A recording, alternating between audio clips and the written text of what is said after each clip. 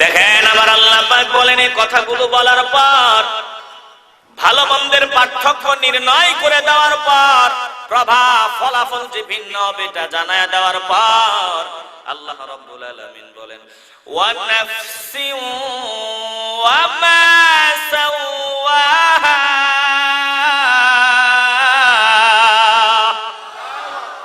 কসম এই মানবতার।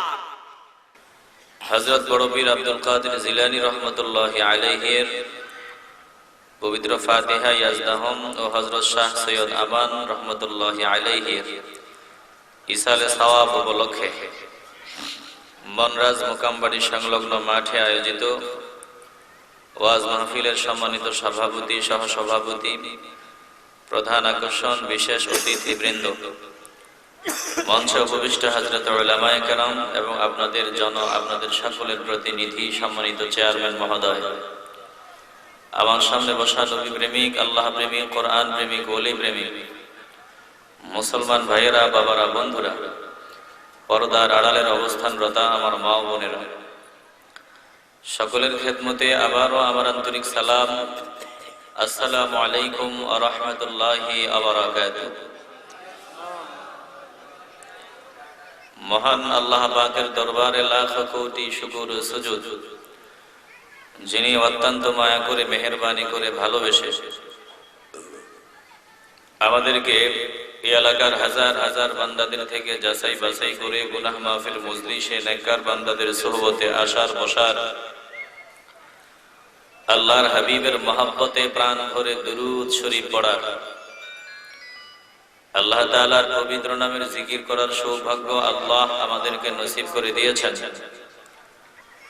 নেয়ামতের শুকর আদায় করি দিল থেকে, অন্তরের অন্তঃস্থল থেকে, হৃদয়ের পুঞ্জীভূত সকল ভালোবাসা উজাড় করে একসাথে সমস্বরে উঁচু আওয়াজে বলে ফেলি আলহামদুলিল্লাহ।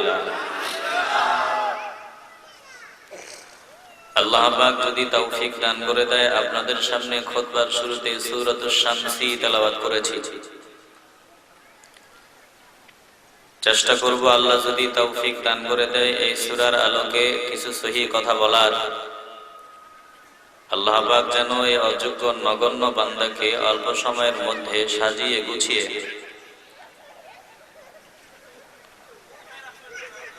এমন কিছু সহিহ কথা বলার তৌফিক দান করে দেন,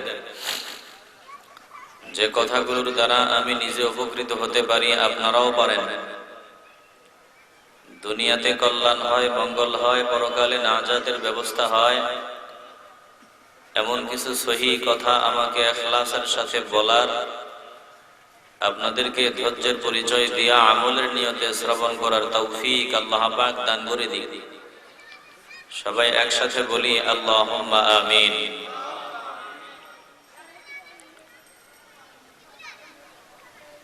সূরাতুশ শামসির মূল আলোচ্য বিষয় হচ্ছে আল্লাহ পাক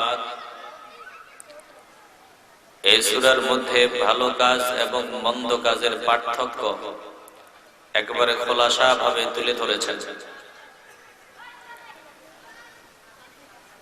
ভালো মন্দ কখনো এক হতে পারে না, আল্লাহ পাক এই বিষয়গুলো ক্লিয়ার করে দিয়েছেন। আলোচনার দিক থেকে সূরাতুশ শামসিকে দুইটা ভাগ করা যায়। আমার সামনে যারা আছেন যদি বুঝে থাকেন তাহলে একটু ভালোবাসার আওয়াজে বলবেন, আলোচনার দিক থেকে সূরাতুশ শামসিকে কয় ভাগে ভাগ করা যায়? সবে আওয়াজ দিয়ে বলতে হবে, কয় ভাগে? মাহফিল কর্তৃপক্ষ যারা আছেন আপনাদেরকে অনুরোধ করব, বাহিরের আওয়াজ আমাদের এই মাহফিলের ভেতরে আসতেছে, যদি বাহিরের আওয়াজ এখানে আসে আমাদের আলোচনায় বিঘ্নতা ঘটবে, কোরআনের আলোচনা করা যাবে না। এজন্য আপনাদেরকে অনুরোধ করব, কষ্ট করে মাহফিল সাজিয়েছেন একটু আলোচনা শোনার জন্য, কোরআন হাদিসের। এখন আপনাদের সমস্যার কারণে যদি আলোচনা করা না যায় তাহলে এটা আপনারাই দায়ী হবেন। দয়া করে আপনারা আওয়াজ না দিয়া বাচ্চাদের আওয়াজ, আশেপাশের আওয়াজগুলো বন্ধ করাই দিতে হবে। আল্লাহ পাক সহি কথা বলার জন্য সুন্দর একটা পরিবেশ দান করে দিক। সবাই বলি আমিন। বিরক্ত না হয়ে একটু ভালোবাসার আওয়াজে বলবেন, সূরাতুশ শামসকে আলোচনার দিক থেকে কয় ভাগ করা যায়? 1 থেকে 10 আয়াত পর্যন্ত একটা ভাগ, একটা অংশ, আর 11 থেকে শেষ আয়াত পর্যন্ত আরেকটা অংশ। 1 থেকে 10 আয়াতে আল্লাহ পাক 3টা জিনিস বুঝিয়েছেন, আর 11 থেকে শেষ আয়াত পর্যন্ত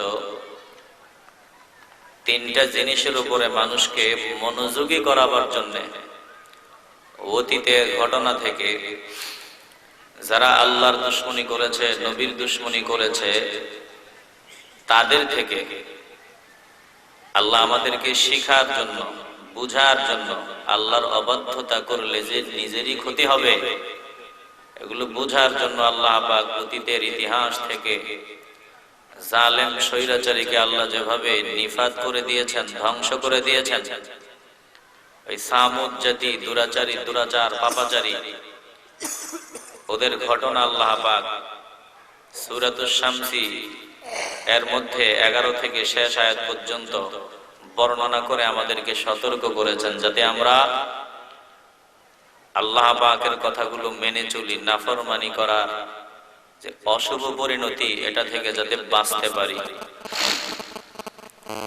বুঝে থাকলে একটু আওয়াজ দিয়ে বলবেন।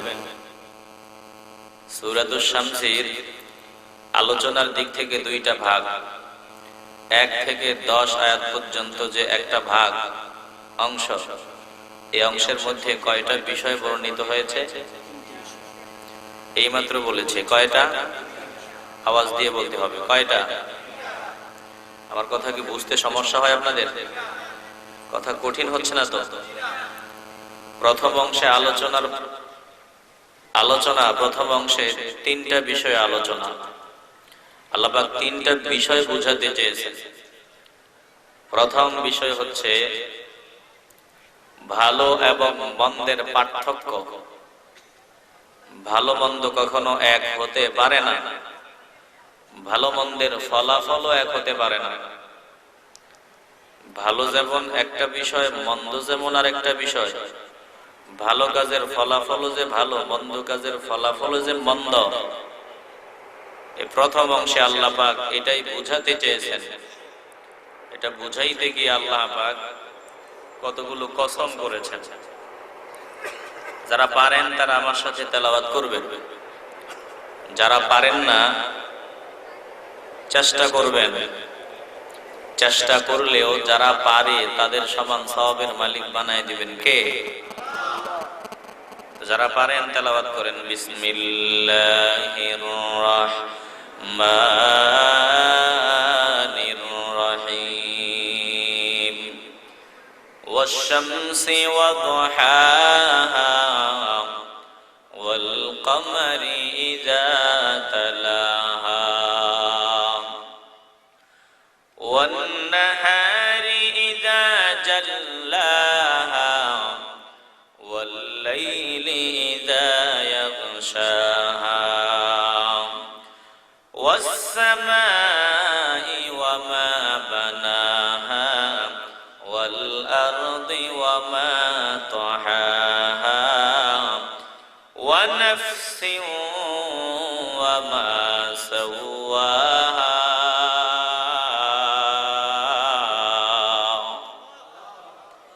বলেন আল্লাহু আকবার। ভালো করে খেয়াল করে নেন, সূরাতুশ শামসকে আলোচনার দিক থেকে 2টা ভাগ করা যায়। প্রথম ভাগ 1 থেকে 10 আয়াত পর্যন্ত এক ভাগ। 1 থেকে 10 আয়াতে আল্লাহ পাক 3টা বিষয় বুঝিয়েছেন। প্রথম বিষয়, আল্লাহ তাআলা ভালো এবং মন্দের পার্থক্য একেবারে খোলাসা করে দিয়েছেন। ভালো কাজ, মন্দ কাজ 2টা ভিন্ন বিষয়। ভালো কাজের ফলাফল হবে ভালো, মন্দ কাজের ফলাফল হবে মন্দ।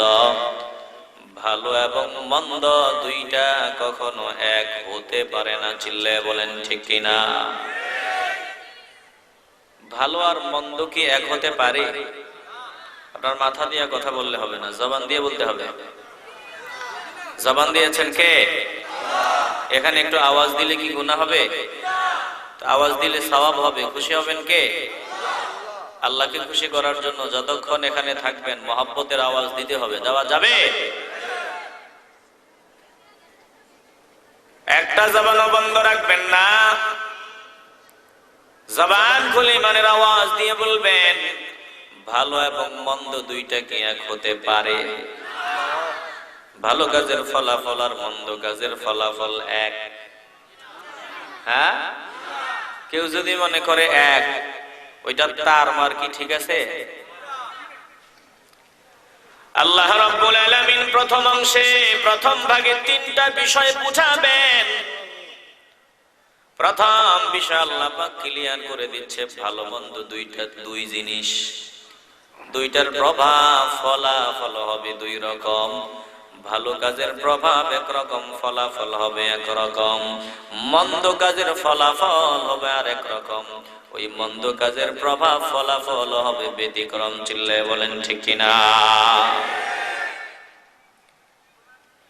এগুলো বুঝাইতে গিয়ে আল্লাহ বলেন, ওয়াশ-শামসি ওয়া দুহাহা ওয়াল কামারি ইযা তালাহা।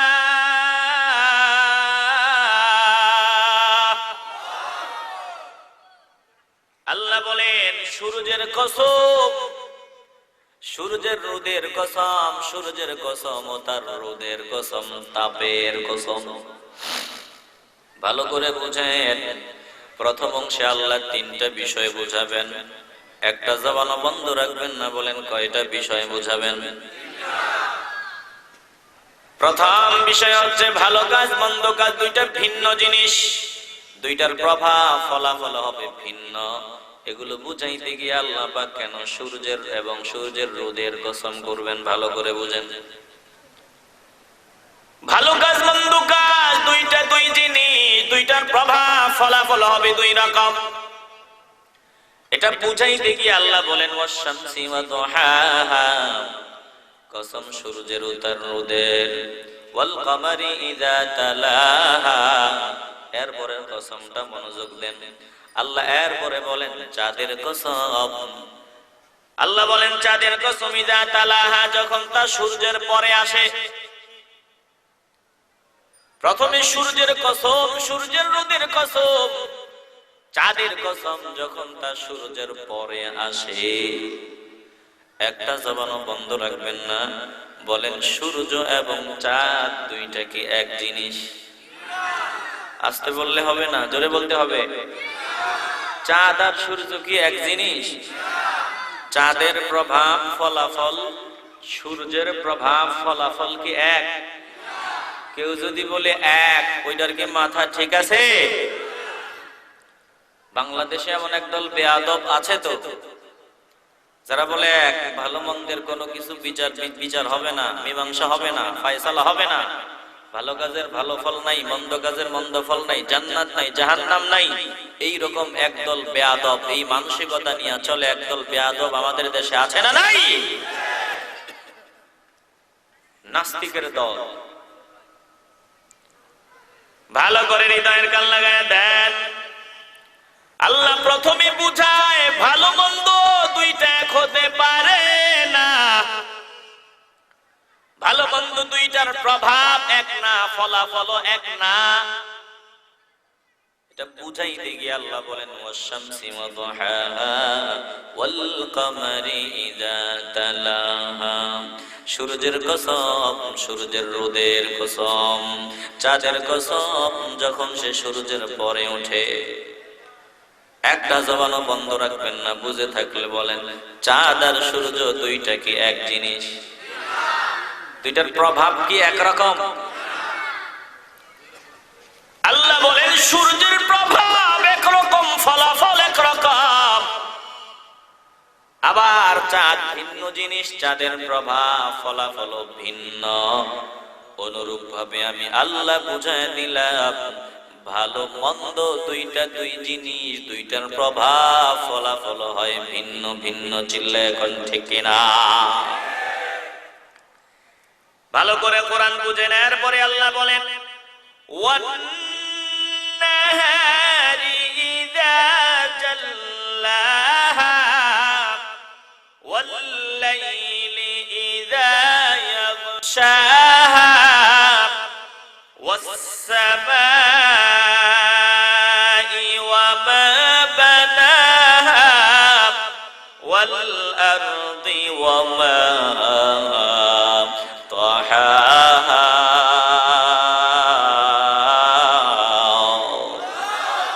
চিল্লায়া মুহাব্বতের আওয়াজে বলেন না আল্লাহু আকবার। এরপরে আল্লাহ বলেন রাতের কসম, ওয়াল্লাইলি ইযা ইয়াগশাহা, রাতের কসম যখন সে সূর্যরে ঢেকে দেয়, ওয়ান্নাহারি, দিনের কসম, ইযা জাল্লাহা, দিন এসে যখন সূর্যটারে প্রকাশ করে দেয়, ওয়াল্লাইলি ইযা ইয়াগশাহা, রাতের কসম যখন সে সূর্যকে ঢেকে দেয়। একটা জবানও বন্ধ রাখবেন না, ভালোবাসার আওয়াজে বলেন দিন আর রাত কি এক হতে পারে? আল্লাহ বলেন যেমন দিন আর রাত কোন বিবেকবান মানুষ বলবে না এক হতে পারে না। দিনের প্রভাব একরকম, ফলাফল একরকম, রাতের প্রভাব ফলাফল হলো আরেক রকম। যেমন দিন আর রাত এক হতে পারে না, অনুরূপ ভাবে ভালো মন্দ কখনো এক হতে পারে না। দুইটার ফলাফল এক হবে না। চিল্লে এখন ঠিক কিনা? এরপরেও যদি না বুঝি, আমগো তো কপাল পড়ার আছে কে? কত সুন্দরে আল্লাহ বুঝায়। তারপরে বলে ওয়াস-সামাই ওয়া মা বানাহা, কসম আসমানের কসম, যিনি তাকে বানিয়েছেন, আসমানের কসম, যিনি তাকে বানিয়েছেন তার কসম। ভালো করে খেয়াল করেন, আসমানের নির্মাণের কসম, নির্মাতার কসম। ওয়াল আরদি ওয়া মা তাহাহা, কসম এই জমিনের, যিনি তাকে বিছিয়েছেন তার কসম। একটা জবানও বন্ধ রাখবেন না, ভালোবাসার আওয়াজে বলেন এ আসমান জমিনের মালিক কে? আসতে হবে না, জোরে বলেন কে?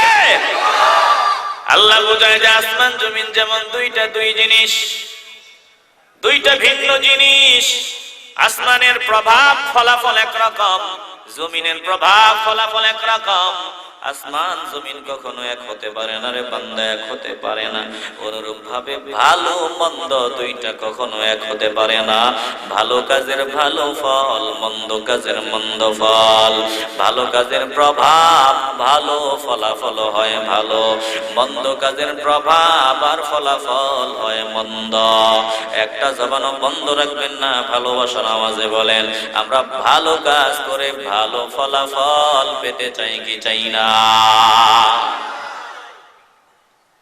ভালো কাজ যদি করেন দুনিয়াতেও শান্তি, পরকালে মুক্তি। আর যদি আপনি অন্যায় কাজে লিপ্ত হন, দুনিয়াতেও লাঞ্ছনা, বঞ্চনা, পরকালে জাহান্নাম হবে ঠিকানা। যদি আপনি দুনিয়াতে নাফরমানি করেন, অন্যায় কাজ করেন, দুনিয়াতে শান্তি পাবেন না, লাঞ্ছনা বঞ্চনার শিকার হবেন, পরকালে আপনার ঠিকানা হবে জাহান্নাম। আর যদি ভালো কাজ করেন দুনিয়াতেও শান্তি, তৃপ্তি, পরকালে ঠিকানা জান্নাত। একটা জবানও বন্ধ রাখবা না, দিল পরিষ্কার করে ভালোবাসার আওয়াজ দিয়া বলো, বলো আমরা ভালো কাজ করে দুনিয়াতে শান্তি, তৃপ্তি, পরকালে জান্নাত পেতে চাই কি চাই না? আজ কপাল পড়া মালিক রে চিনো না। আল্লাহ রাব্বুল আলামিন ডাক দিয়া বলে রে বান্দা, একটু চিন্তা করে দেখ, 3.5 হাত বডিটার দিকে একটু নজর দিয়া দেখ, কে তোর এত সুন্দর আকৃতি দিল? একটা জবানও বন্ধ হবে না, একটু ভালোবাসার আওয়াজে বলেন আজ এই 3.5 হাত বডিটা চমৎকার অবয়ব, চমৎকার সুরত। একটু দিল থেকে ভালোবাসার আওয়াজে বলেন এই চমৎকার অবয়ব সুরত আমাদের দান করে দিয়েছেন কে? আল্লাহর নাম একটু ভালোবাসার আওয়াজে নেন কে? এই যে কথা বলতে পারি, জবানের মতো দামি নিয়ামত দিয়েছেন কে? আমাকে নাক দিলেন কে? চক্ষু দিলেন কে? কান দিয়ে আওয়াজ শুনিয়ে কান দিলেন কে? সকল অঙ্গ প্রত্যঙ্গ গুলো আমাদেরকে দান করে দিয়েছেন কে? দিছেন তো দিছেন, যেটা যেখানে দেওয়া দরকার ওখানেই দিছেন। সুবহানাল্লাহ বলবেন না? দেখেন আবার আল্লাহ পাক বলেন, এই কথাগুলো বলার পর, ভালো মন্দের পার্থক্য নির্ণয় করে দেওয়ার পর, প্রভাব ফলাফল যে ভিন্ন হবে এটা জানায় দেওয়ার পর আল্লাহ রাব্বুল আলামিন বলেন, ওয়া নাফসিন ওয়া মা সাওয়াহা,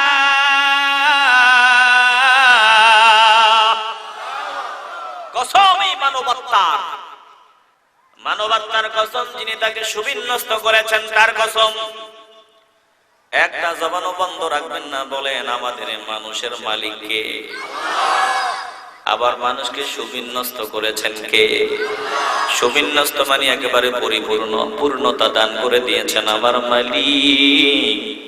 কত সুন্দর ভাবে আমাদেরকে পূর্ণতা দান করে দিয়েছেন। ওয়া নাফসিন ওয়া মা সাওয়াহা, আল্লাহ আমাদেরকে পূর্ণতা দান করেছেন, সুবিন্যস্ত করে দিয়েছেন। যেখানে যেটা দেওয়া দরকার আমার আল্লাহ ঠিক আমাকে ঠিক ওই জিনিসটা ওখানেই দিয়েছেন। চিল্লায় বলেন ঠিক কিনা?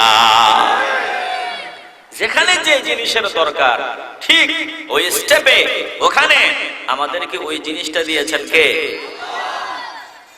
হাতটা আমার এখানে দরকার, একটু বিবেচনা করে দেখেন, এই হাতটা যেখানে দরকার ঠিক ওই জায়গায় আমার মালিক আমাকে হাতটা দান করে দিয়েছেন।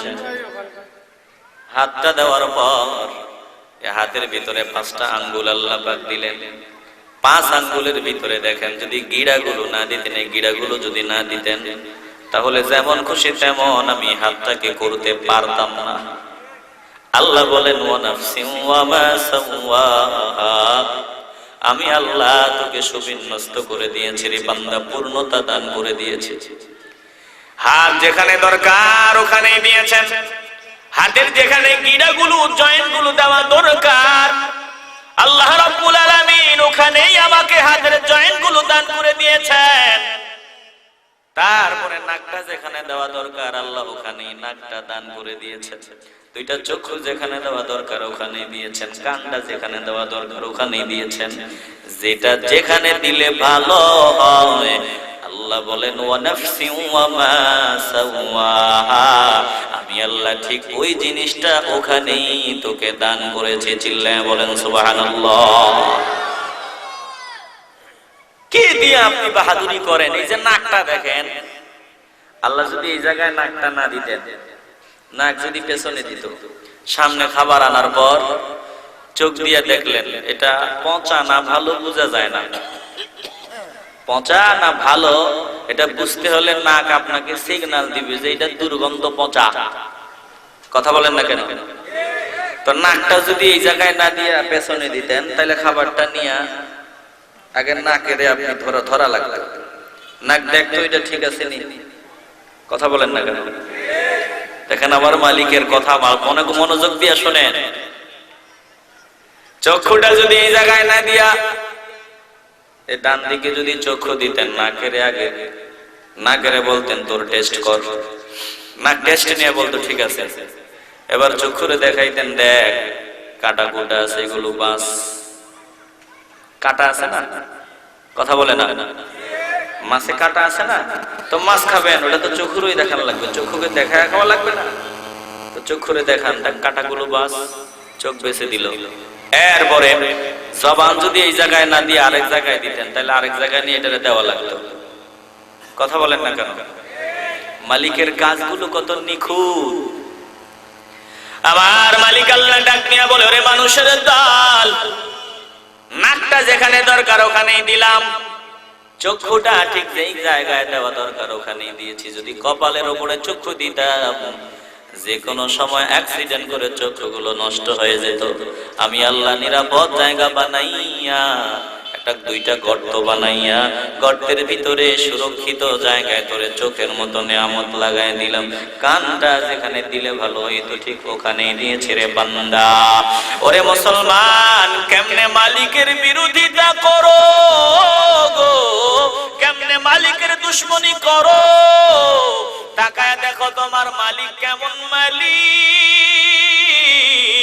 মালিক ডাক দিয়া বলেন ওয়া নাফসিন ওয়া মা সাওয়াহা,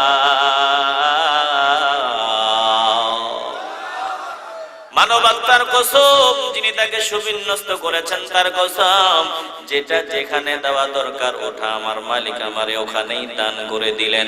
একটা জবানও বন্ধ রাখা যাবে না। একটু ভালোবাসার আওয়াজ দিয়া বলো, মালিকের দেয়া নিয়ামতগুলো দিয়া মালিকের শুকর আদায় করার দরকার আছে না নাই?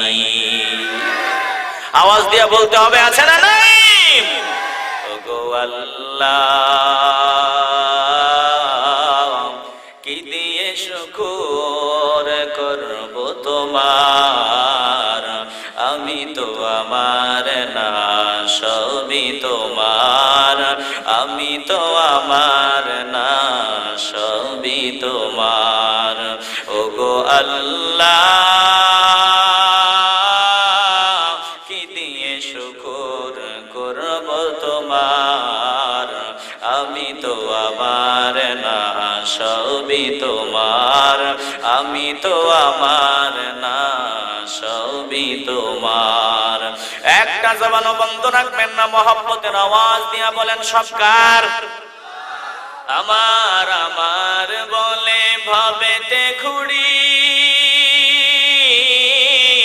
আমার নাহি ভবে কানা করি, আমার আমার বলে ভবেতে ঘুরি, আমার নাহি ভাবে কানা করি, খালি হাতে যেতে হবে মাটির ভিতর,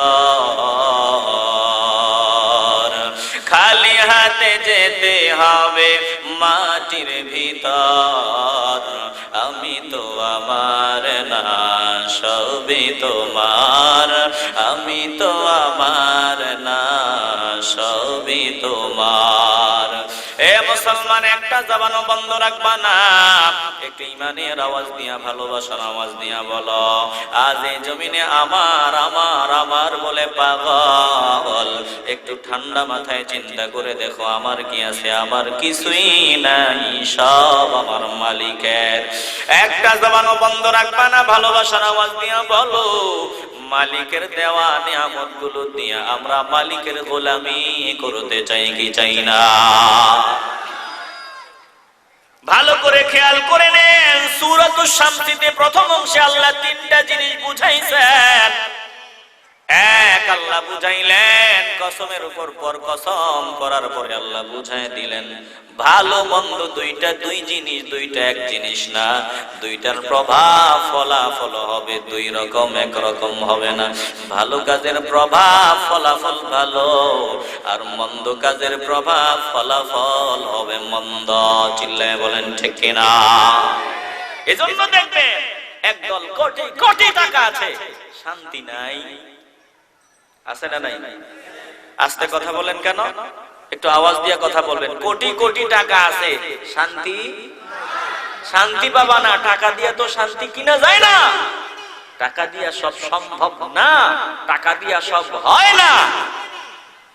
টাকা দিয়া টাকাওয়ালা হওয়া যায়, 10 তলা বাড়ির মালিক হওয়া যায়, সম্মান কিনা যায় না। কথা বলে না? টাকা দিয়া কি সম্মান কিনা যায়? টাকা দিয়া সম্মান কিনা যায় না। সামান্য সময়ের জন্য মানুষ হয়তো তোমারে সালাম দিবে, একটু সম্মান দেখাবে, কিন্তু দিল দিয়া মানুষ সম্মান করবে না, দিল দিয়া ভালোবাসবে না। টাকা দিয়া মানুষের অন্তর কিনা যায় না, দিল কিনা যায় না। দিল থেকে যদি ভালোবাসা পেতে চাও তাহলে ভালো কাজ করো, ভালো মানুষ হও। ভালো মানুষ যদি হও, ভালো কাজ যদি করো, মানুষ দিল থেকে ভালোবাসবে। চিল্লায় বলেন ঠিক কিনা? টাকা দিয়া কি শান্তির ঘুম কিনা যায়? আস্তে কথা বলেন কেন? আপনারা মনে হয় মনোযোগী না। মনোযোগ দিয়ে কথা শুনতে হবে। টাকা দিয়া কি ঘুম কিনা যায়? দেখেন না, কোটি কোটি টাকার মালিক ঘুম নাই। টাকা দিয়ে আরামের বিছানা কিনা যায়? টাকা দিয়ে আরামের বিছানা কিনতে পারবেন, বাট টাকা দিয়ে আপনি শান্তির ঘুম কিনতে পারবেন না। একটা জবানও বন্ধ রাখবেন না। ইমানের আওয়াজ দিয়ে বলেন শান্তির মালিক কে? শান্তি দেওয়ার মালিক কে? আল্লাহ বলে তুমি টাকার পিছনে দৌড়াইবা, হারাম পথে ইনকাম করবা, শান্তি পাবা না, দুনিয়াতেও শান্তি পাবা না, পরকালেও শান্তি পাবা না। আপনাদের চেয়ারম্যান মহোদয় আমাকে বলেছে হুজুর একটু আলোচনা করবেন। কি আলোচনা? বলে পারলে একটু সুদের ব্যাপারেও ইঙ্গিত দিবেন। ইঙ্গিত দিচ্ছি, ভালো করে বুঝে নেন। টাকা দিয়ে আপনি কোটি কোটি টাকা আপনি অর্জন করতে পারবেন, টাকা দিয়ে টাকা কামাইতে পারবেন, শান্তি কিনা যাবে না। ওরে মুসলমান নবীর আশিকের দল, ভালো করে খেয়াল করে নাও, মন্দ কাজের প্রভাব ফলাফল হবে খারাপ। যারা যে জমিনে সুদের কারবার করো, সুদের খাতায় যাদের নাম, পায়ে হাত নিয়ে বলবো দেরি করবা না, সুদের কারবার গুলো বাদ দিয়া দাও। কারণ আমার মালিক ডাক দিয়া বলে, ও বান্দা বান্দির দল, ইয়া আইয়ুহাল্লাযীনা আমানু তাকুল্লাহা ওয়া যারু মা বাকিয়া মিনার রিবা ইন কুনতুম মুমিনিন।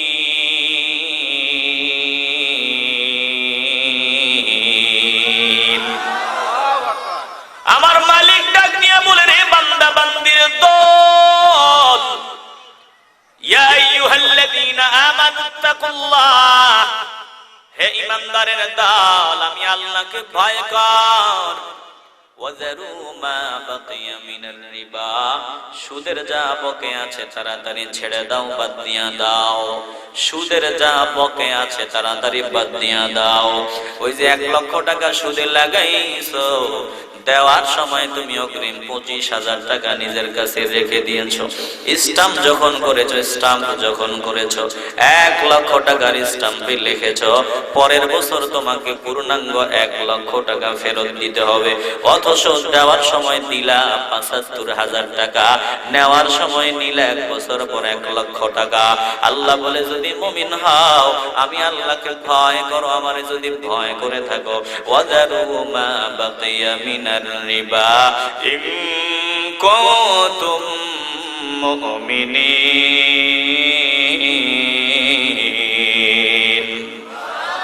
যদি মুমিন হও, আস্তে, যদি মুমিন হও তাহলে সুদের বকেয়া বাদ দিয়ে দিতে হবে। কার কথা? আস্তে কথা বলেন কেন? জোরে বলেন, কার কথা? আর যদি বাদ না দাও, যদি বাদ না দাও, ভালো করে শুনে নাও, আল্লাহ রাব্বুল আলামিন চূড়ান্ত কথা শোনায় দেয়, ফাইন লাম তাফআলু ফাআযানু বিহারবিম মিনাল্লাহি ওয়া রাসূলি। যদি বাদ না দাও, একটু ভালো করে খেয়াল করে নাও, আল্লাহ বলেন যদি সুদের কারবার বাদ না দাও, তাহলে আমি আল্লাহ আমার রাসূলের বিরুদ্ধে যুদ্ধ করার জন্য তৈরি হরে, তৈরি হ। যদি সুদের কারবার বাদ দিয়া না দাও, তাহলে আমার বিরুদ্ধে, আমার রাসূলের বিরুদ্ধে যুদ্ধ করার জন্য তৈরি হও। একটা জবানও বন্ধ রাখবেন না, একটু ভালোবাসার আওয়াজে বলবেন, যে মুসলমান দাবি করিয়া আল্লাহ আল্লাহর রাসূলের বিরুদ্ধে লাঠি ধরে যুদ্ধ করতে চায়, আপনারা মহব্বতের আওয়াজ দিয়ে বলেন, সে কি মুসলমান হতে পারে? আস্তে বলবেন না, জোরে বলেন, সে কি মুসলমান হতে পারে? তোমার নামটা এখনো সুদের খাতায়। ওরে ভাই, দ্রুত গতিতে বাদ দাও। আল্লাহ বলেন, ফাইন লাম তাফআলু ফাআযানু বিহারবিম মিনাল্লাহি ওয়া রাসূলি। যদি সুদের কারবার বাদ না দাও, তাহলে তুমি আমি আল্লাহ আমার রাসূলের বিরুদ্ধে যুদ্ধ করার জন্য তৈরি হও। আমি আমার রাসূলের পক্ষ থেকে তোমাদের বিরুদ্ধে যুদ্ধের ঘোষণা দিলাম। চিন্তা করেন, কথা কি ভাবেন? আল্লাহর বিরুদ্ধে আপনি যুদ্ধ করতে চান, সুদের খাতায় আপনার নামটা থাকলেই আপনি আল্লাহ দ্রোহী, নবী দ্রোহী। সুদের খাতায় যদি নাম থাকে, রে ভাই, তুমি আল্লাহর দুশমন, নবীর দুশমন। দেরি করিও না, আল্লাহ তোমার রিজিকের মালিক, আমার আল্লাহ রিজিকের জিম্মাদারি আল্লাহর কাছে। আল্লাহ বলেন, ওয়া মা মিন দাব্বাতিন ফিল আরদি ইল্লা আলাল্লাহি রিজকুহা ওয়া ইয়ালামু মুস্তাকররাহা ওয়া মুস্তাওদাআহা কুল্লুম ফি কিতাবিম মুবিন।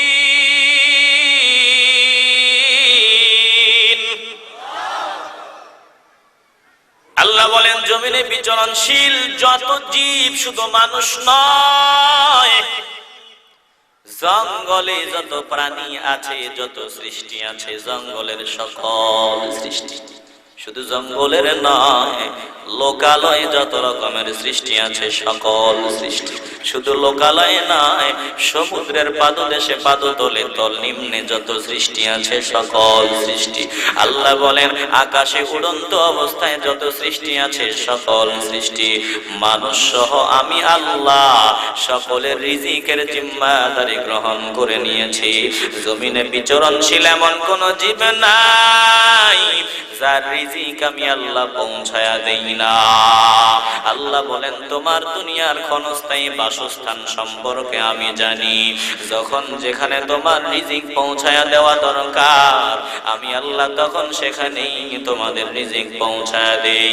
দুনিয়ারটা জানি, আবার যখন ফিরে আসবা পরকালে তোমার বাড়ি ঘর আসল ঠিকানা যেখানে হবে ওটাও জানি। আল্লাহ বলেন কুল্লুম ফি কিতাবিম মুবিন।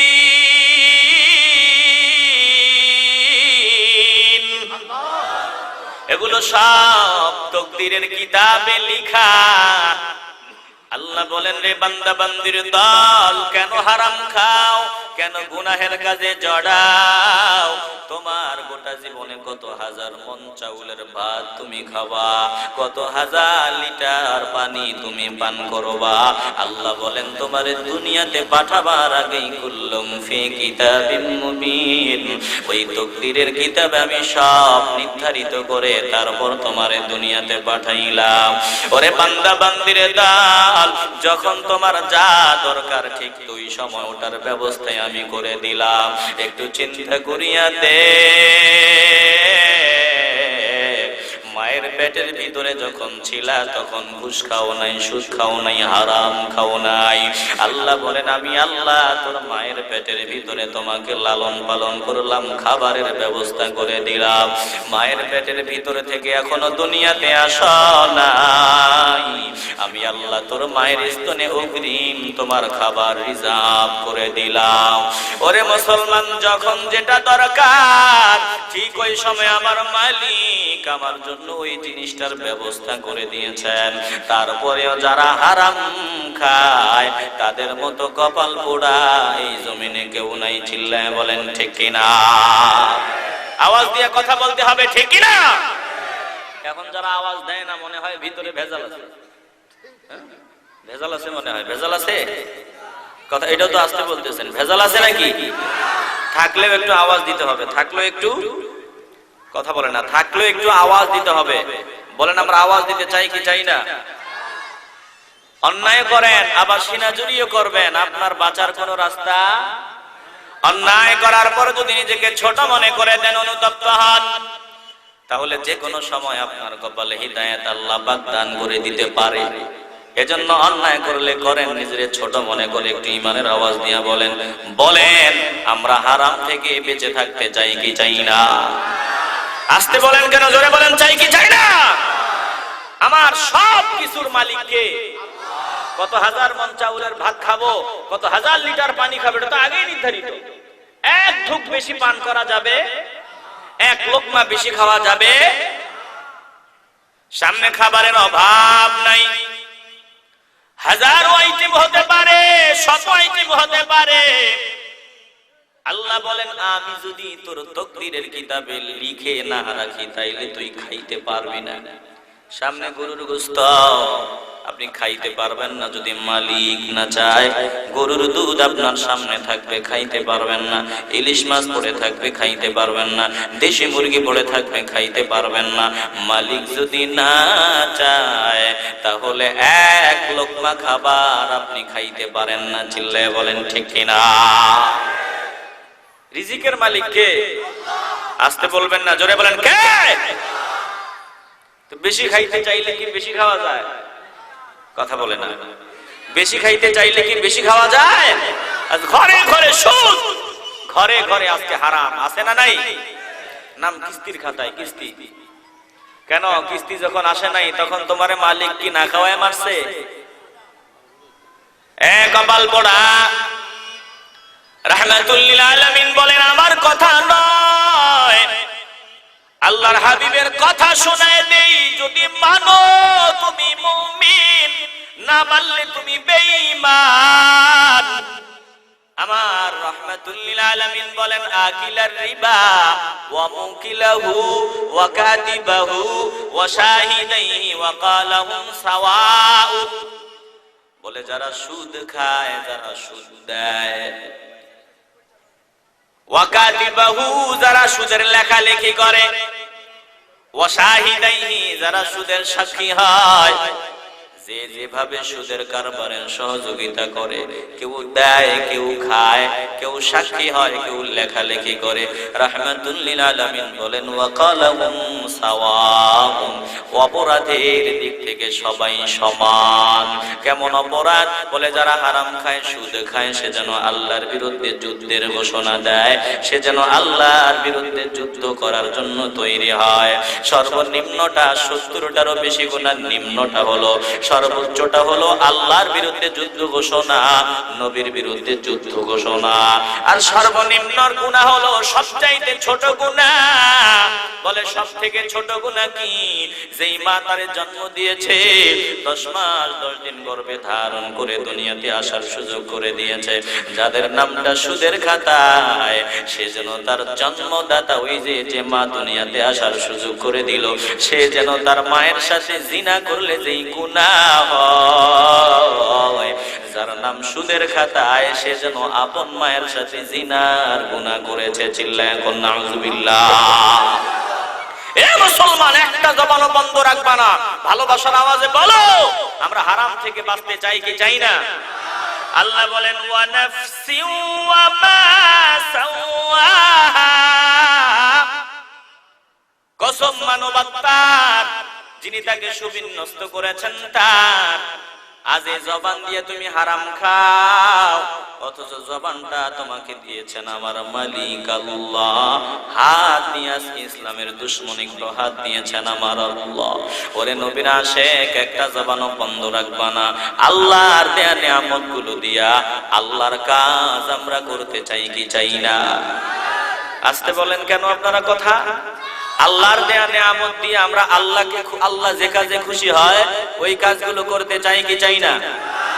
আসতে বলবা না যুবক ভাইয়ারা, মহব্বতের আওয়াজে বলবা, আল্লাহ আমাকে এই নিয়ামত গুলো দিয়েছেন কে? আল্লাহ যদি চাইতেন কুকুর বানায় দিতে পারতেন না? মাথা দিয়ে বলবেন না, জবান দিয়ে বলেন। আল্লাহ যদি চাইতেন শুয়োর বানায় দিতে পারতেন না? আল্লাহ যদি চাইতেন অমুসলিমদের ঘরে আমাদের পাঠায় দিতে পারতেন না? আল্লাহ যদি চাইতেন বেঈমানদের ঘরে পাঠাইতে পারতেন না? আল্লাহ ঈমানদার মা বাবার মাধ্যমে দুনিয়াতে পাঠিয়েছেন। এর চাইতে বড় নিয়ামত আর কি হতে পারে? এজন্য একটা জবানও বন্ধ রাখবা না, দিল থেকে ভালোবাসার আওয়াজ নিয়ে বলো, আল্লাহর দেয়া নিয়ামতগুলো আমরা আল্লাহর কাজে লাগাতে চাই কি চাই না? আল্লাহ রাব্বুল আলামিন বলেন, আমি ভালো মন্দের পার্থক্য একেবারে খোলাসা করে দিলাম। পার্থক্য করে দিলেন কে? কোনটা ভালো কোনটা মন্দ এটা একেবারে খোলাসা করে দিয়েছেন কে? কোনটা ভালো কোনটা মন্দ এটা বুঝি না এমন কেউ আছেন? কথা বলেন না। ভালো কাজ আর মন্দ কাজ বুঝেন না এমন কেউ কি আছেন? আল্লাহ বলে ভালো কাজ মন্দ কাজ আমি একেবারে খোলাসা করে দিলাম। আবার এটাও বলে দিলাম ভালো কাজের প্রভাব একরকম ভালো হয়, মন্দ কাজের প্রভাব আরেক রকম, সেটা মন্দ হয়। ভালো কাজের প্রভাব ফলাফল হয় ভালো, মন্দ কাজের প্রভাব ফলাফল হয় মন্দ। যদি ভালো কাজ করো দুনিয়াতে দিলের শান্তি পাইবা, পরকালেও তোমার ঠিকানা হবে জান্নাত। মন্দ কাজ যদি করো, হারাম পথে যদি চলো, শান্তির শয়ের দেখাও তুমি পাইবা না, আর পরকালে তোমার ঠিকানা হবে জাহান্নাম। ভালো কাজে শান্তি মুক্তি পরকালে পরকালে অশান্তি যন্ত্রণা। ভালো কাজে শান্তি মুক্তি, মন্দ কাজে অশান্তি আর যন্ত্রণা। একটা জবানও বন্ধ রাখবা না, দিল যদি পরিষ্কার হয় ভালোবাসার আওয়াজে বলবা আমরা ভালো কাজ করে শান্তি মুক্তি পেতে চাই কি চাই না? মন্দ কাজে শান্তি নাই, এটা বিস্তারিত বুঝাবার কিছু নাই। দেখবেন সারা জীবন বাজে কথা, বাজে কাজ করেছে, বাজে কাজ, হারাম কাজ, কোটি কোটি টাকার মালিক, ঘরে শান্তি নাই, বাহিরে অশান্তি, রাত্রের বেলা ঘুমাইতে যায় ঘুম নাই। আরেকজন হালাল পথে চলে, কষ্ট করে উপার্জন করে, ঘরে যায় বিবি, মহব্বতের বিবির সামনে হাজির। টাকাওয়ালা ঘরে গিয়া বিবিরিও মাঝে মধ্যে খুঁজে পায় না। ঘরে গিয়া বিবিরে পাইলেও বলে আমার মেয়েরা কোথায়? বলে মেয়েরা হানিমুনে গেছে, 1 সপ্তাহের জন্য ঘরে নাই। মাঝে মধ্যে বউ পায় না, 1 মাসের লম্বা সফর করে ঘরে আসে, বউ পর্যন্ত নাই। একটা জবানও বন্ধ করবেন না, বলেন এমন কপাল পোড়াও আমাদের দেশে আছে না নাই? শান্তি নাই, অশান্তি। শান্তি ওরা পাবে না, বউয়ের দিক দিয়ে অশান্তি, কন্যার দিক দিয়ে অশান্তি, ছেলের দিক দিয়ে অশান্তি, কি যে অশান্তি। মেয়েরা কোথায় কোথায় খবর নেই। ছেলে মাঝে মধ্যে সামনে দাঁড়ায় বলে 10,000 টাকা দাও। 10,000 টাকা দিয়ে কি করবি? এত কথার দরকার আছে? টাকা লাগবে, টাকা দাও। দিব না, দিবি না, সব চুরমাচুর করে ফেলবো। পিটাপিটি আরম্ভ হয়ে গেছে। এমন কপাল পোড়া সন্তানের বাপ আছে না নাই? আসতে বলবেন না, আছে না নাই? মাঝে মধ্যে ছেলে ধরে ধরে মারে, বিচার তো ওনারা করে, কিছু দেখে তো। মাঝে মধ্যে বাপ ছেলের হাতের মাইর খায়। চেয়ারম্যান মহোদয় কয় এই বিচার তো মানুষের সামনে করলে আপনি আত্মসম্মানী মানুষ, এটা খারাপ দেখা, এটা ঘরের ভিতরে বসে বিচার করা লাগবে। কথা বলেন ঠিক কিনা? কপাল পোড়া, শান্তি তুই পাবি না, শান্তি তুই পাবি না। কারণ হারাম পথে তুমি সারা জীবন ইনকাম করেছো বিদায়, আল্লাহর নাফরমানি করেছো বিদায়। জীবনের শেষ সময় একটু নাতি নাত করবে, এদেরকে নিয়ে একটু আনন্দ করবা, ফুর্তি করবা, সংসারে থাকবা, ঘরে থাকবা। বলে না না না, এই দুনিয়ার শান্তি আমি তোর ভেতর থেকে উঠায় দিলাম, কারণ তুই আমার বিরুদ্ধাচরণ করেছো, আমার দুশ্মনী করেছো, হারাম পথে চলেছো, সারা জীবন দিনের পথে চলো নাই। এই জন্য জীবনের শেষ সময় তোমার ওই নাতিরে কোলে নিয়ে জড়ায় থাকার হাত সময় আমি তোমারে দিব না। তোমার জায়গা হবে নিজের এই ঘরেও, তোমার জায়গা হবে না, তোমার জায়গা হবে বৃদ্ধাশ্রম নামক একটা জায়গায়। খবর নিয়ে দেখো, বৃদ্ধাশ্রমে বাংলাদেশের বহু মানুষ এখন পড়ে আছে। ভালো করে খবর নিবা, ওখানে গিয়া খবর নাও। যদি বিশ্বাস না হয়, ওই বৃদ্ধাশ্রম গুলাতে বুড়া বুড়ির দল বসে বসে কান্না। আল্লাহর কসম দিয়া বলি, খবরে নাও, ওখানে একটা আলেমের মা বাবা কখনো খুঁজে পাবা না। একজন হাফিজে কোরআনের মা বাবা বৃদ্ধাশ্রমে পাবা না। একজন নেককার খাঁটি বান্দার বাবা মা বৃদ্ধাশ্রমে পাবা না। বৃদ্ধাশ্রমে কাদের বাবা মা? ছেলে বড় ডাক্তার, ছেলে ইঞ্জিনিয়ার, ব্যারিস্টার, বিভিন্ন দেশে পর্যন্ত থাকে না, বাহিরে আছে। মা বাবারে দেখার কেউ নাই, মা বাবার জায়গা এখন বৃদ্ধাশ্রম নামক জায়গায়। ওরে মুসলমান, আল্লাহ বলেন সারা জীবন তুমি ভালো পথে চলো নাই, এজন্য দুনিয়াতে তোমার ভালো পথে যেহেতু চলো নাই, ভালো কিছুই নাই। শেষ ফলাফল তুমি কান্না করতে করতে বিদায় হওয়া।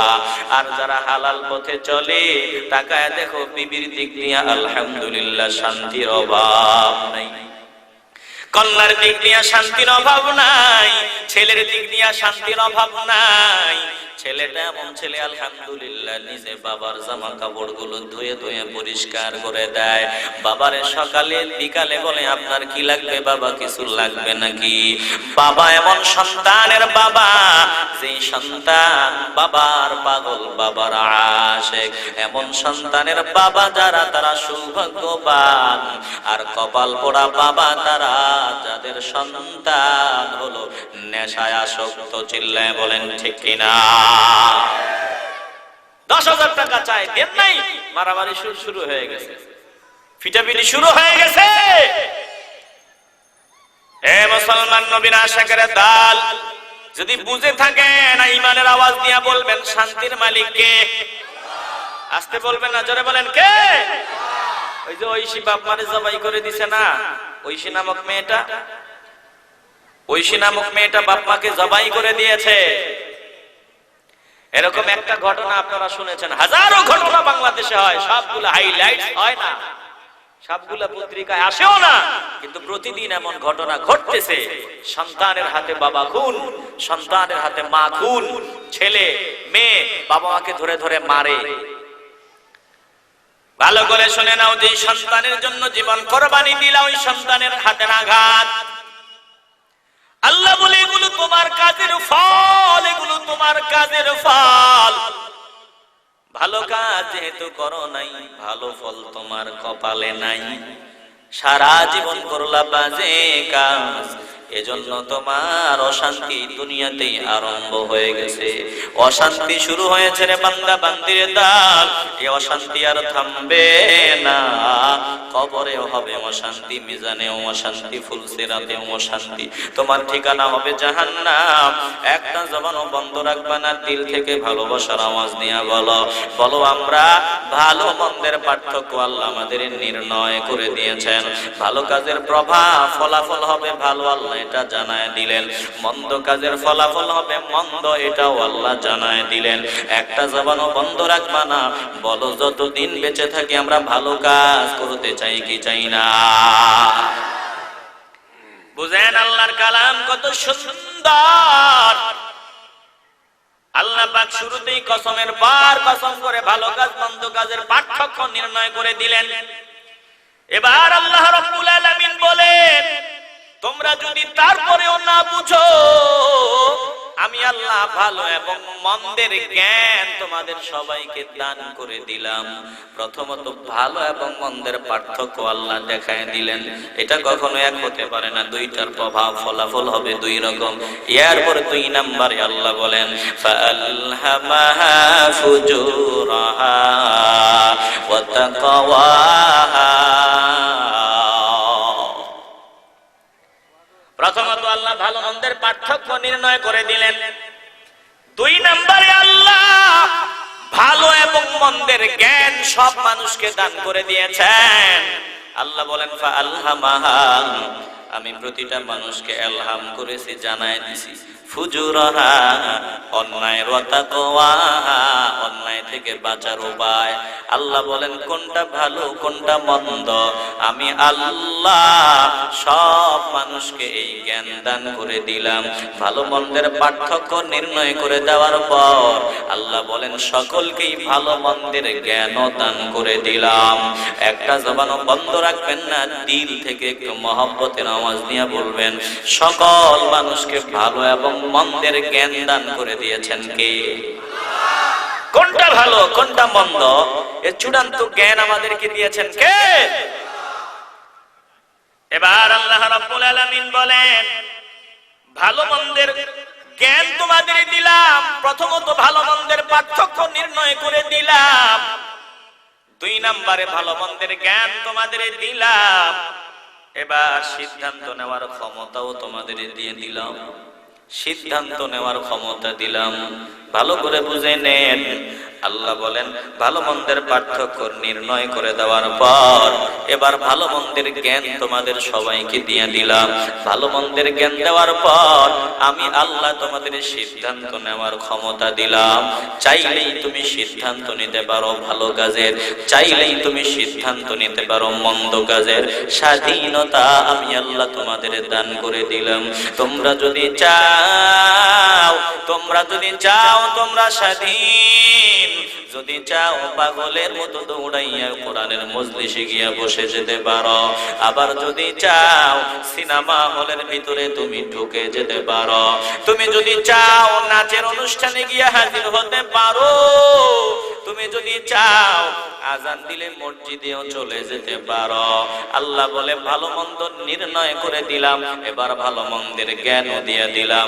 ভালো মন্দের জ্ঞান দেওয়ার পর আমি আল্লাহ তোমাদের সিদ্ধান্ত নেওয়ার ক্ষমতা দিয়ে দিলাম। চাইলেই তুমি ভালো কাজ করার সিদ্ধান্ত নিতে পারো, চাইলেই তুমি মন্দ কাজের সিদ্ধান্ত নিতে পারো। একটা জবানও বন্ধ রাখবেন না, একটু দিল পরিষ্কার করে ভালোবাসার আওয়াজ নিয়ে বলেন, আমরা ভালো কাজের সিদ্ধান্ত নিয়ে ভালো কাজ করতে চাই কি চাই না? দিলে কি ভেজাল আছে? কথা বলে না, ভেজাল আছে? ভেজাল না থাকলে ইমানের আওয়াজ দিয়ে বলতে হবে, কবুল করার মালিক কে? আসতে বলবেন না, কবুল করার মালিক কে? তাহলে দিল থেকে ভালোবাসার আওয়াজ দিয়ে বলেন, সিদ্ধান্ত নেওয়ার ক্ষমতা আল্লাহ রাব্বুল আলামিন আমাদের দিয়েছেন। আল্লাহ জোর করে আমাদের দিয়ে তার ইবাদত করাবেন না। আল্লাহ যদি চাইতেন একটা মানুষও আল্লাহর নাফরমানি করতে পারতো না। কথা বলেন না কেন? আল্লাহ যদি চাইতেন একটা মানুষও কি আল্লাহর নাফরমানি করতে পারতো? আল্লাহ বলে না, না তাকায় দেখো রে বান্দা বান্দির দল, ওই আসমান আমার কথা মেনে চলে, একটু অমান্য করার ক্ষমতাই তার ভিতরে নাই। সূর্যের দিকে নজর দাও, সূর্য আমার কথা মেনে চলে, একটু অবাধ্য হওয়ার ক্ষমতাই তাদের ভিতরে নাই। কোটি কোটি ফেরেশতা আল্লাহর হুকুম মেনে চলে, অমান্য করার ক্ষমতা নাই। ভালো করে খেয়াল করেন, জমিন আমার আল্লাহর কথা মতো চলে, অমান্য করার ক্ষমতা নাই। বাতাস আল্লাহর কথা মতো চলে, অমান্য করার ক্ষমতা নাই। সব প্রত্যেকটা সৃষ্টি মালিকের কথা মতো কাজ করে। আল্লাহ বলেন ওরা আমার নাফরমানি করার পাওয়ার ওদের ভিতরে দেই নাই। কিন্তু আমি আল্লাহ শুধু মানুষের ব্যাপারে স্বাধীনতা দান করে দিলাম, জিনদের ব্যাপারে স্বাধীনতা দান করে দিলাম। চাইলে ওরা সিদ্ধান্ত নিয়ে ভালো কাজ করবে, চাইলেই ওরা সিদ্ধান্ত নিয়ে মন্দ কাজে জড়ায়া যাবে। তবে মন্দ কাজের ফলাফল ভালো না। যদি ভালো কাজ করো দুনিয়াতেও ফলাফল ভালো, পরকালেও ভালো। এবার দিল পরিষ্কার করে একটু ভালোবাসার আওয়াজ দিয়া বলেন, আমরা সিদ্ধান্ত, ভালো কাজের সিদ্ধান্ত দিল থেকে নিতে চাই কি চাই না? আল্লাহ রাব্বুল আলামিন বলেন, যারা ভালো কাজের সিদ্ধান্ত নিয়ে ভালো কাজ করা শুরু করে দিবে, قد أفلح من زكاها,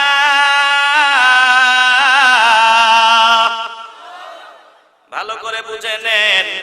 আল্লাহ বলেন যারা ভালো কাজের সিদ্ধান্ত নিয়ে ভালো কাজ করা শুরু করে দিবে, আল্লাহ বলেন তারাই সফলতা অর্জন করে ফেলবে। নিজেকে পরিশুদ্ধ করে নিয়েছে সেই সফল হয়ে গেছে। যে বান্দা নিজেকে পরিশুদ্ধ করে নিয়েছে, পবিত্র করে নিয়েছে, সেই সফল হয়ে গেছে। ভালো করে হৃদয়ের কান লাগায় কথা শুনবেন। আল্লাহ বলেন قد أفلح من زكاها, যে বান্দা নিজেকে পবিত্র করে নিয়েছে ওই বান্দাই সফল হয়ে গেছে। যদি নিজেকে পবিত্র করতে না পারেন আপনি সফল হতে পারবেন না।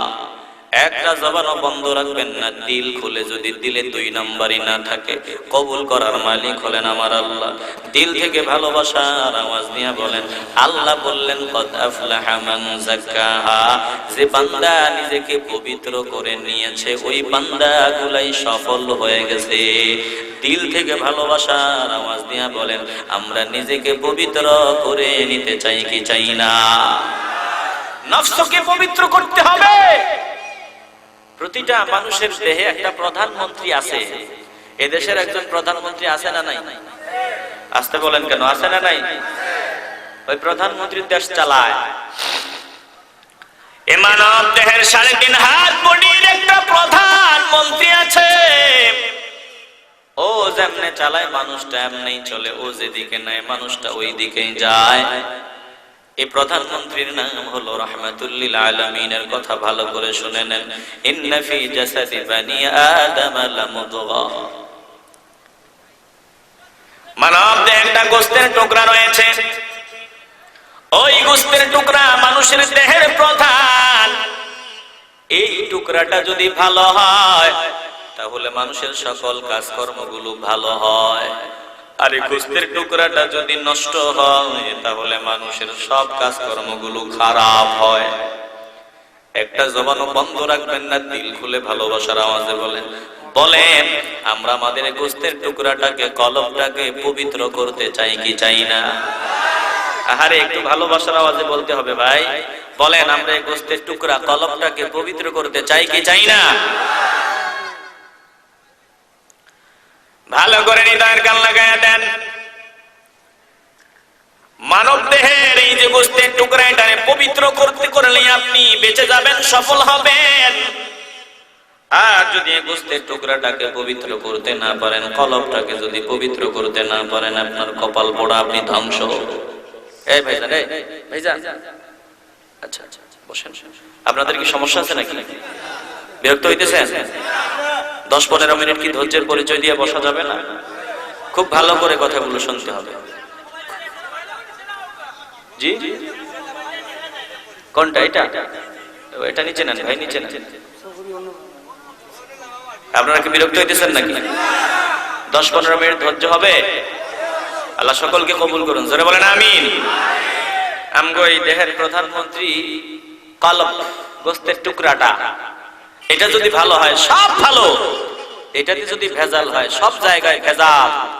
এটা যার নষ্ট সে চোর, এটাতে যার ভেজাল সে বাটপার, এটাতে যার ভেজাল সে সন্ত্রাস।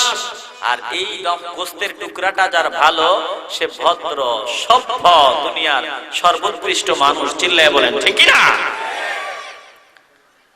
তাহলে দিল থেকে ভালোবাসার আওয়াজে বলবেন, বলেন আমরা এই গোস্তের টুকরাটা পরিষ্কার করতে চাই কি চাই না? রাহমাতুল লিল আলামিন বলেন, ইন্নাল মুমিনা ইযা আযনাবা কানাত নুকতাতুন সাওদাউ ফি কলবি। মুমিন বান্দা যখন কোনো গুনাহের কাজ করিয়া বসে, মুমিন বান্দা গুনাহের কাজ করতে দেরি হয়, বান্দার এই গোস্তের টুকরাটাতে কলবের মধ্যে একটা কালো দাগ পড়ে যেতে দেরি হয় না। যখন আমরা গুনাহ করে ফেলি, গুনাহ করতে দেরি হয়, আমাদের কলবের ভিতরে একটা কালো দাগ পড়ে যেতে দেরি হয় না। আল্লাহর হাবিব বলেন, ফাইন তাবা ওয়াস্তাগফারা সুকিলা কলবু, যদি তৎক্ষণাৎ তওবা করে নেয়, আল্লাহর কাছে ক্ষমা চায়, মাপ চায়, বান্দার এই কালো দাগটা পরিষ্কার হয়ে যায়, কালো দাগটা পরিষ্কার হয়ে যায়। وإن زاد زادت حتى تعلو قلبه, আর যদি আরো তওবা করে ক্ষমা না চায়, এই দাগটা বাড়তে বাড়তে সমস্ত কলবটাই নষ্ট হয়ে যায়। তখন বান্দার গুনাহের চরম পর্যায়ের ক্যান্সার হয়ে যায়। যখন গুনাহের ক্যান্সার হয়ে যায়, ওই বান্দার কাছে কোরআনের আওয়াজ মজা লাগে না, আল্লাহর হাবিবের কথাগুলো মজা লাগে না। যে বান্দার গুনাহের ক্যান্সার, ওই বান্দার কাছে ভালো কাজ মজা লাগে না। আলহামদুলিল্লাহ এখনো আমাদের গুনাহের ক্যান্সার হয় নাই। যদি গুনাহের ক্যান্সার হইতো তাহলে ফকিরের মতো এভাবে নিচে বসে থাকতেন না। এই বসে থাকাই প্রমাণ করে এখনো আমাদের গুনাহের ক্যান্সার হয় নাই। ক্যান্সার হয়ে যাওয়ার আগে আমাদের এই কলবটাকে পবিত্র করার দরকার আছে না নাই? এ মুসলমান নবীর আশিকের দল, দাগওয়ালা কলবে আল্লাহর রহমত আসবে না। কলবে যদি দাগ থাকে ওখানে আল্লাহর রহমত আসবে না। ভালো করে একটু দিলটা দিয়ে কথাগুলো ভিতরে ঢোকায় নাও। এই যে এটার ভিতরে যদি ময়লা আবর্জনা ভরা থাকে, ময়লা আবর্জনা যদি ভরা থাকে, আপনারা একটু বুঝে থাকলে আওয়াজ দিয়ে বলবেন, এই ময়লা আবর্জনার ভিতরে কি আপনারা দুধ রাখবেন? কথা বলেন না কেন? ময়লা আবর্জনা এটার ভিতরে যদি দুধ নেই, একটা গ্লাসের ভিতরে যদি ময়লা আবর্জনা, পোকামাকড়, দাগ পড়ে আছে, ওটাতে দুধ রাখা যাবে? ভালো করে খেয়াল করে নাও। ময়লা আবর্জনার পাত্রে যেমন দুগ্ধ রাখা যায় না, যেই কলবের ভিতরে গুনাহের দাগ, ওই কলবের ভিতরে আমার আল্লাহর রহমত আসবে না। দাগ পরিষ্কার করো, তারপর আল্লাহর রহমত আসবে। দাগ যদি পরিষ্কার করতেই হয়, একজন খাঁটি আল্লাহওয়ালার সান্নিধ্যে যাওয়া লাগবে। চিল্লায় বলেন ঠিক কিনা? এ মুসলমান, এই দাগটা তোমারে পরিষ্কার করতে হবে। তাকায় দেখো, ময়লা আবর্জনা তুমি পছন্দ করো না। ঘরের ফ্লোরের ভিতরে ময়লা, বিবির ধমক দাও, আমার ঘরের ফ্লোরে ময়লা কেন? বাজারে গেলে আপেল কিনবা, দোকানওয়ালারে ধমক দাও, এ দোকানওয়ালা, দাগওয়ালা আপেল আমারে দিবি না, দাগওয়ালা আপেল আমারে দিবি না, টাকা দিয়ে আপেল কিনবো, দাগওয়ালা আপেল নিব না। আমি দাগওয়ালা আঙ্গুর পছন্দ করি না, দাগওয়ালা বেদানা পছন্দ করি না, দাগওয়ালা ডালিম আমি পছন্দ করি না। এই সমস্যা,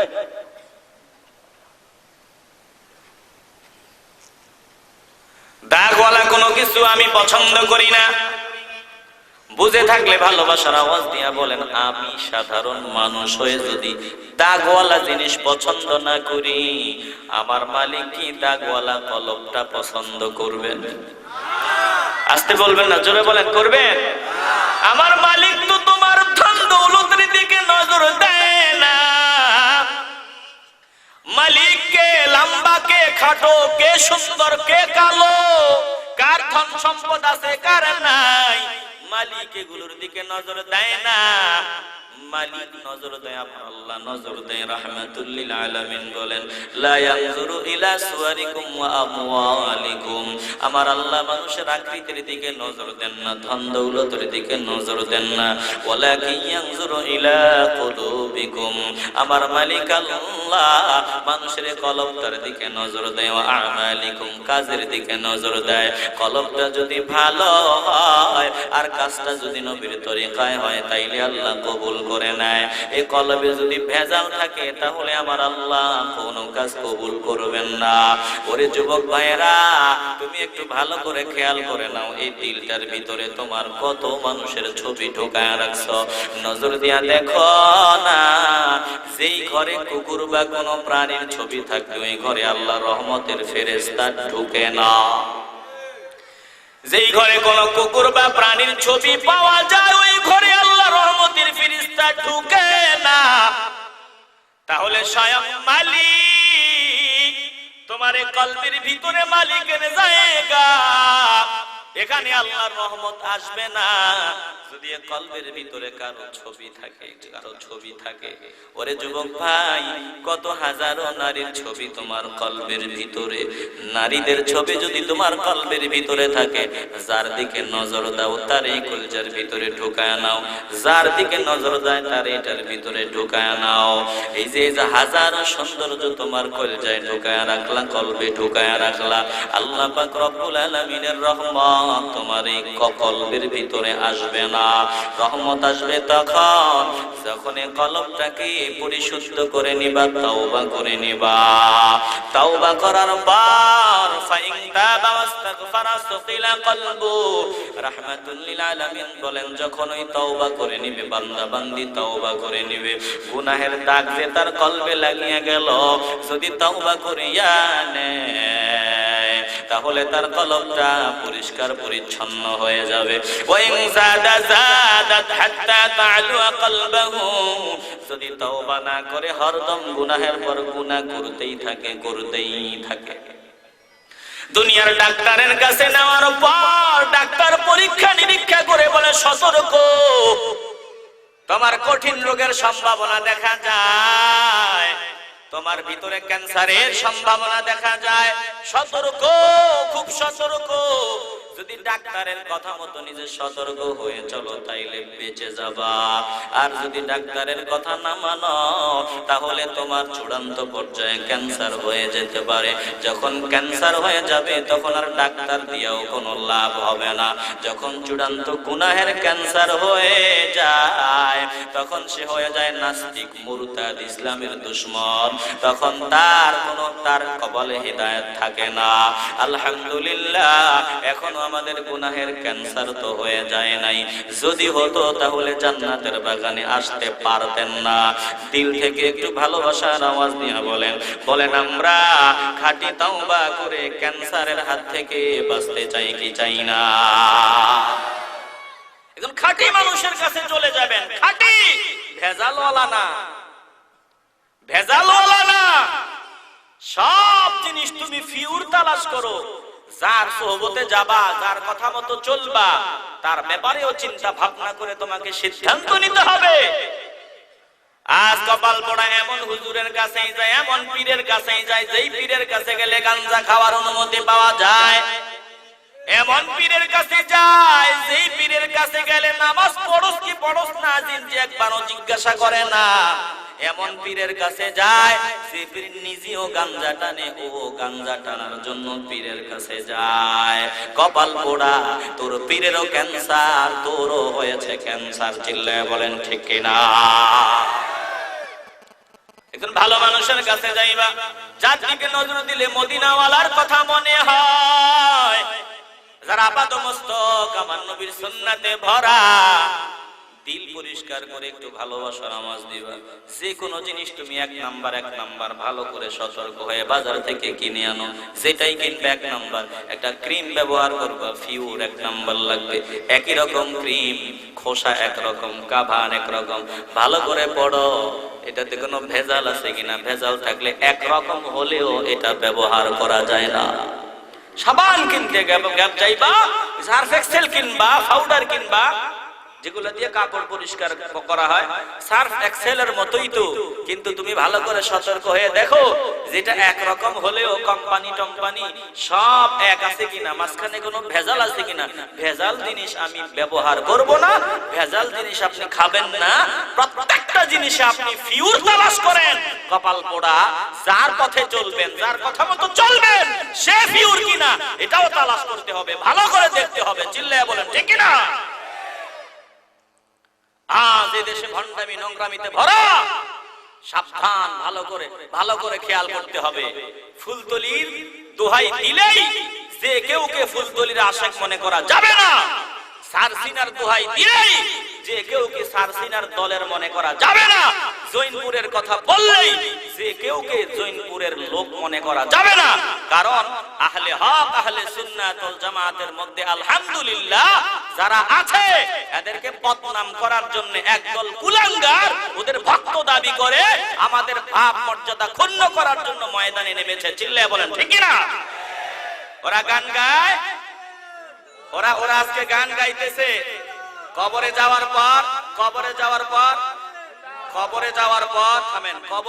পর যখন মুনকার নকির আসবে, ওরা নাকি জবাব দিবে, ও নাকি জবাব দিবে, আমি ছিলাম ফুলতলি সাহেব কেবলার লোক।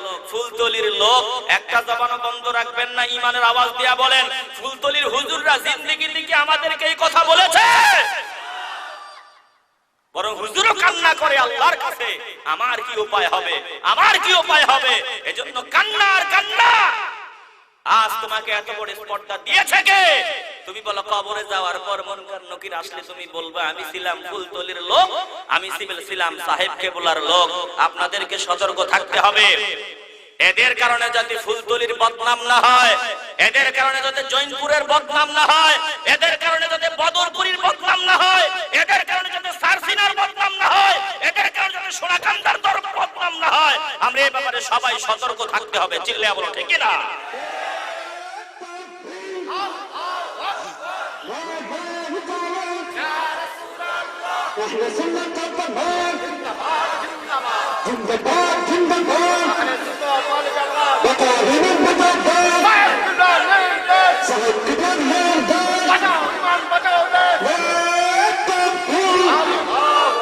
ভালো করে খেয়াল করে নেন, আমরা আহলে সুন্নাত ওয়াল জামাতের পথেই চলবো যতদিন বেঁচে থাকবো।